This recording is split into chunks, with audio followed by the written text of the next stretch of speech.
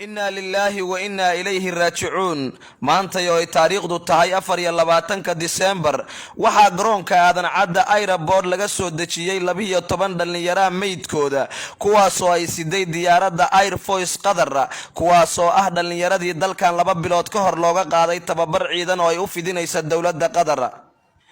meydadkan ayaa waxa siday diyaaradda Air Force Qatar oo ah diyaaradii ciidan ee siday meydka engineer Yarisow dhowr bilood ka hor ay ka soo degtay garoonka magaalada Muqdisho waxayna ku jireen meydadkaasi bacooyin waaweyn oo jinyeerale oo afka ka tolan waxaana markii dambe loo qaaday meydadkaasi ayadoon la ogolayn in ay arkaan waalidiintii dhalay ilmahaasi xarunta weyn ee xalane ee lama galaanka ee ku taala magaalada Muqdisho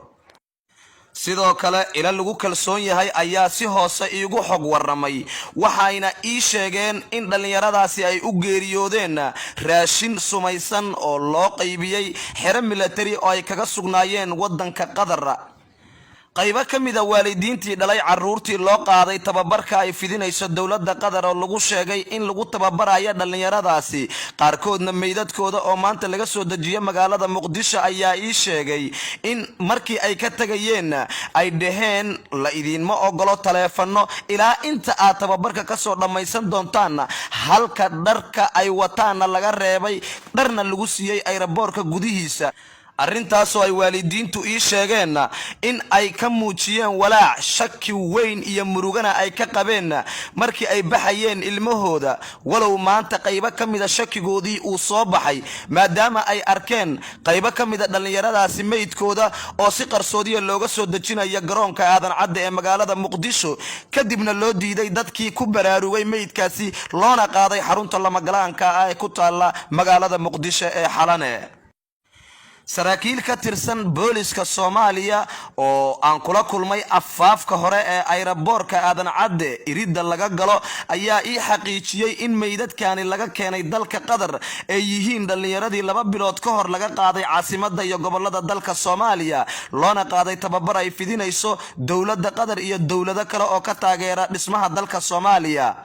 waxa uu ii sheegay in meydadkaasi qaarkood ay yaalaan wali dalka Qatar qaarna la keenay dalka Soomaaliya ee Muqdisho halka kuwa kale kooma ku jira ay sababsadeen sun loogu daray raashin ay yaalaan isbitaalada waaweyn ee dalka Qatar